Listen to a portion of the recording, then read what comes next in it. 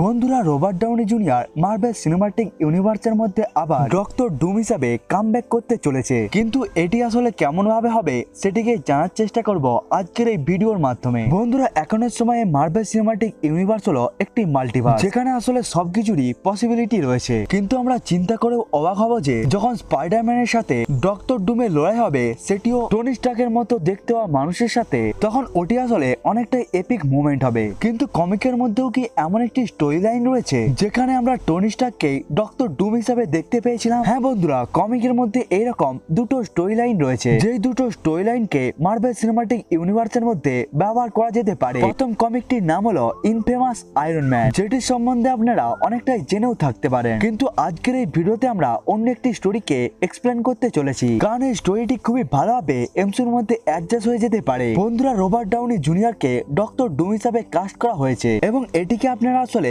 পছন্দ করছেন নাকি করছেন না সেটিকেও আপনারা কমেন্ট করে বলতে ভুলবেন না। এই স্টোরিটি আসলে ছিল অল্টারনেটিভ ইউনিভার্সে, যেখানে ভিক্টর ওয়ারডুম এবং টনি স্টার্ক একই রুমমেট ছিল, এবং তারা দুজনে আসলে একই কলেজের মধ্যে পড়তো। ভিক্টর আসলে অনেকটাই বেশি পরিমাণে বুদ্ধিমান এবং পরিশ্রমী ছাত্র ছিল, অন্যদিকে টনি স্টার্ক শুধুমাত্র এনজয় এবং পার্টি করত। এবং ভিক্টর যখন টনিকে এই সমস্ত কাজগুলোকে করতে মানা করে, তখনই টনি তাকে কিছু সময়ের জন্য চিল করার জন্য বলে। তখনই ভিক্টর মনে করতে থাকে টনি আসলে একটি ধনী পরিবার থেকে এসেছে, কিন্তু তার আসলে এই জায়গার মধ্যে আসতে অনেকটাই কষ্ট করতে হয়েছিল। সে আসলে এই জায়গার মধ্যে কোন রকম হাতের জন্য নয়, বরং সে এই জায়গার মধ্যে ট্যালেন্ট এবং হার্ডওয়ার্কের জন্য আসতে পেরেছিল। এবং সে আসলে এতটা বড় জায়গার মধ্যে এসে সে আসলে কোনো কিছুকে হারাতে আর চাচ্ছিল না। কিন্তু ভিক্টর অনেকটাই সময় ধরে একটি প্রবলেমের উত্তরকে খুঁজে পাচ্ছিল না, যেটিকে টনি স্টার্ক শুধুমাত্র কিছু সেকেন্ডের মধ্যেই সলভ করে নেয়, যার ফলে টনি স্টার্ক এবং ভিক্টরের মধ্যে ধীরে ধীরে বন্ধুত্বতা অনেকটাই বাড়তে থাকে। কিন্তু ভিক্টর সবসময় টনি স্টার্কের উপর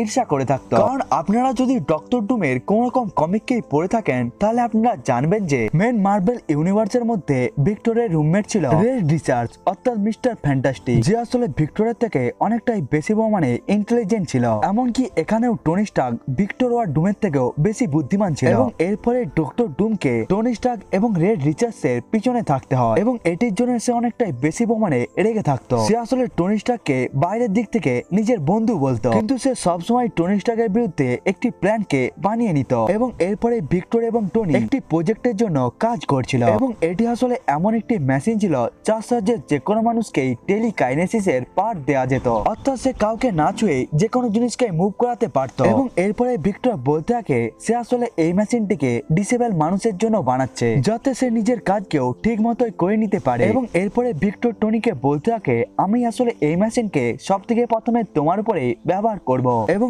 এই জন্য সে টনিকে একটি সিটের উপর বসিয়ে দেয়, এবং যখনই টনিকে একটি সিটের উপরে বসিয়ে দেওয়া হয়, তখনই বেল্টের সাহায্যে তাকে বেঁধে দেওয়া হয়। এবং এরপরে ভিক্টর বলতে থাকে তোমার প্ল্যানের জন্য আমার রিসোর্স খুবই দরকারি, এই জন্যই আজ থেকে আমি তোমার জায়গাকেই নিয়ে নিব। এবং এখানে আমরা জানতে পারি যে এটি আসলে ভিক্টরের একটি প্ল্যান ছিল, যেখানে সে টনির মাইন্ডের সাথে নিজের মাইন্ডকে পরিবর্তন করে দিয়েছিল, এবং এই মেশিনকে আসলে মাইন্ডকে পরিবর্তন করার জন্য ব্যবহার করা হয়েছিল। এবং এরপরে ভিক্টর অন্য একটি সিটের উপরে গিয়ে বসে পড়ে, এবং এরপরে সে মেশিনকেও চালু করে দেয়, যার ফলে টনি স্টার্কের মাইন্ড ভিক্টরের বডির মধ্যে চলে যায়, এবং ভিক্টরের মাইন্ড টনির বডির মধ্যে চলে যায়। অর্থাৎ বডি তো টনি স্টার্কের ছিল, বডির মধ্যে মাইন্ড চলছিল ভিক্টর ওয়ার ডুমে, অন্যদিকে ভিক্টরের বডির মধ্যে টনির মাইন্ড ছিল। এবং এরপরে টনি স্টার্কের মাইন্ড এই সমস্ত কিছুকেই ভুলে যায়, অর্থাৎ এই সময়ের মধ্যে তার সমস্ত মেমোরি চলে গিয়েছিল। কিন্তু যখনই ওখানে সিকিউরিটি গার্ড চলে আসে, তখন ভিক্টর যে আসলে টনির বডির মধ্যে ছিল, সে বলে দেয় যে এই সমস্ত কাজগুলোকে করেছে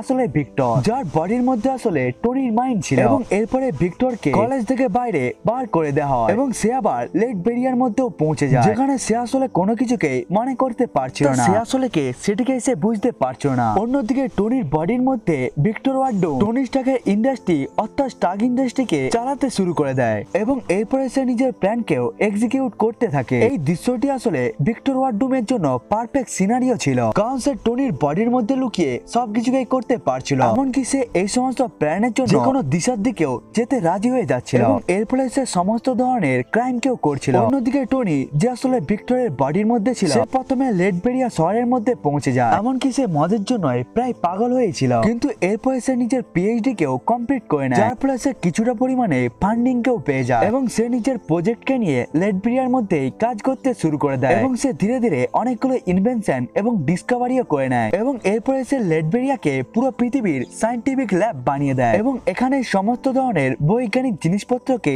বানানো হতে থাকে। অর্থাৎ সে মানুষদেরকে সাহায্য করার জন্য বিভিন্ন ধরনের আধুনিক যন্ত্রপাতিকে বানিয়েছিল। অন্যদিকে ভিক্টর ওয়ার ডুম, যে আসলে টনির বডির মধ্যে ছিল, সে খুবই শক্তিশালী বিভিন্ন ধরনের অস্ত্রকেই বানাতে থাকে। এমনকি সে বিভিন্ন ধরনের এনার্জিরও বিজনেস করছিল। অর্থাৎ টনি ল্যাটভিয়ামকে অন্য একটি লেভেলের মধ্যে নিয়ে চলে গিয়েছিল নিজের ইনভেনশনের দ্বারা। অন্যদিকে ভিক্টর স্টার্ক ইন্ডাস্ট্রির সমস্ত যন্ত্রপাতিকে ব্যবহার করে একটি বড় টাইফুনে পরিবর্তন হয়ে যায়। কিন্তু তখনই একদিন ভিক্টরকে তার একটি বিজনেস পার্টনার বলে দেয় যে ল্যাটভিয়ামের মধ্যে থাকা একটি মানুষ তাদের বিজনেসকে আসলে টক্কর দিচ্ছে। এমনকি তারা তাদের কাছ থেকে অনেকগুলো প্রজেক্টকে ছিনিয়েও নিয়েছে। এই জন্য ভিক্টর নিজের স্পাইকে পাঠিয়ে দেয় আসলে টনি কি নতুন কিছু ইনভেনশন করেছে বলে। এবং এরপরে ভিক্টর জানতে পেরে যায় যে ল্যাটভিয়ামের মধ্যে থাকা ভিক্টর ইন্ডাস্ট্রি অন্য একটি লেভেলে গিয়ে কাজ করছে এবং তাদের যদি আগের একটা টেকনোলজি সাধারণ মানুষের হাতে লেগে যায় তাহলে স্টার্ক ইন্ডাস্ট্রি পুরোপুরি ভাবে ব্যাংক্রাফট হয়ে যাবে। অর্থাৎ টনি ভিক্টরের ইন্ডাস্ট্রির মধ্যেও আগ রিঅ্যাক্টরকে বানিয়ে নিয়েছিল।